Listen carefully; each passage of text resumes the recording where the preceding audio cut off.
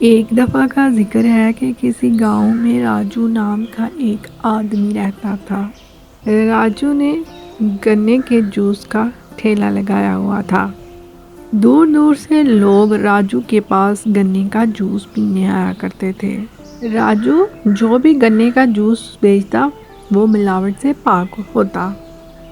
اس وجہ سے لوگ بڑے مزے سے راجو کے پاس گنے کا جوس پینے آتے۔ گنے کے جوس کو بیچ کر اس کی جو آمدن ہوتی وہ اسی سے ہی گزر بسر کرتا۔ راجو ملاوٹ سے پاک گنے کا جوس بناتا۔ اس کو اتنی زیادہ بچت نہیں ہوتی تھی۔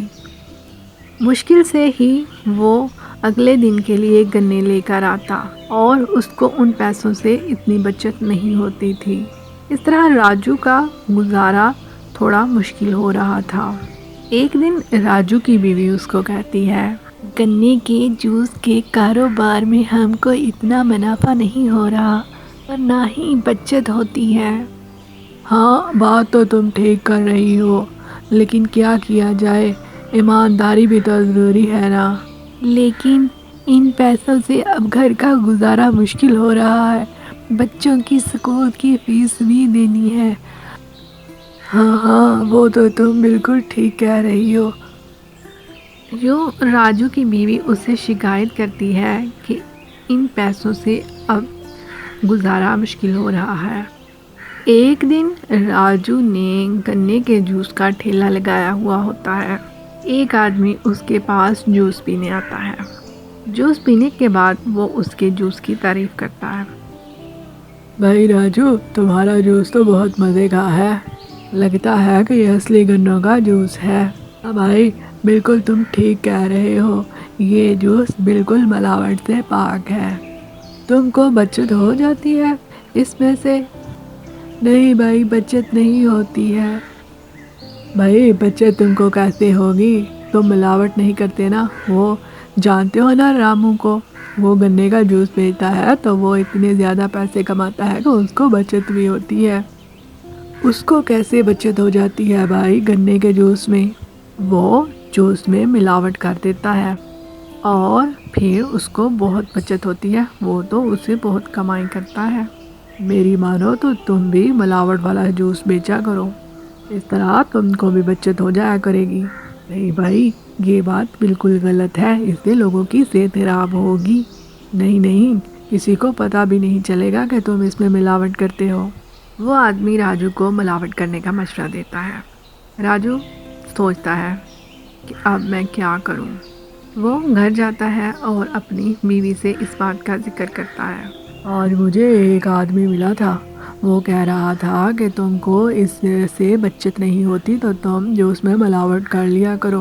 ہاں کہتا تو وہ ٹھیک ہے، کون سا کسی کو پتہ چلے گا کہ تم ملاوٹ کرتے ہو، سے بچت بھی ہو جائے گی۔ راجو کی بیوی بھی اس کو گنے کے جوس میں ملاوٹ کا مشورہ دیتی ہے۔ اگلے دن راجو گنے کے جوس کا ٹھیلا لگاتا ہے اور وہ جوس میں ملاوٹ کر دیتا ہے۔ راجو کے پاس بچے، بڑے اور بزرگ جوس پینے آتے تھے۔ ایک آدمی اپنی چھوٹی بچی کے پاس راجو کے ٹھیلے کے پاس آتا ہے۔ یہ ایک جوس کا گلاس دینا میری بیٹی کو، بہت ضد کر رہی ہے کہ مجھ کو گنے کا جوس پینا ہے۔ ہاں بھائی، میں دیتا ہوں، بڑا مزے کا جوس ہے، میرا جوس مشہور ہے، لوگ دور دور سے پینے آتے ہیں۔ پھر ایک گلاس کر دو، پھر میں اپنی بیٹی کو جوس پلا دوں۔ راجو اس کو ایک گلاس بنا کر دیتا ہے اور اس گلاس میں بھی اس نے ملاوٹ کی ہوتی ہے۔ بچی وہ گنے کا جوس پی لیتی ہے۔ جوس پینے کے بعد وہ دونوں باپ بیٹی چلے جاتے ہیں۔ 2-3 دن گزرتے ہیں کہ وہی آدمی راجو کے پاس دوبارہ آتا ہے۔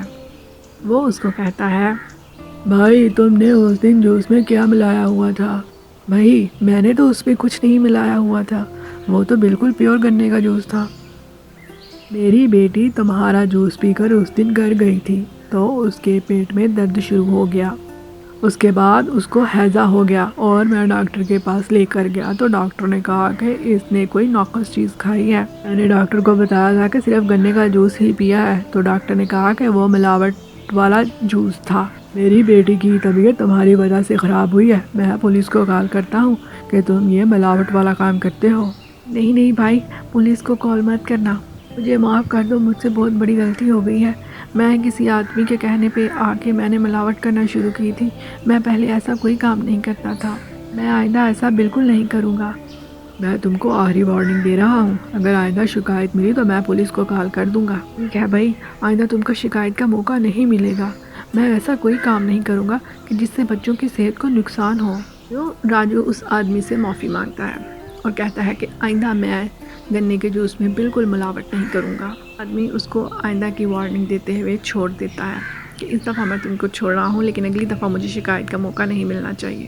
راجو نے اس کے بعد سے توبہ کر لی کہ وہ ملاوٹ والا جوس نہیں بیچے گا۔ اگر آپ کو ویڈیوز اچھی لگ رہی ہوں پلیز چینل کو سبسکرائب کیجئے، کمنٹ کیجئے، شیئر کیجئے۔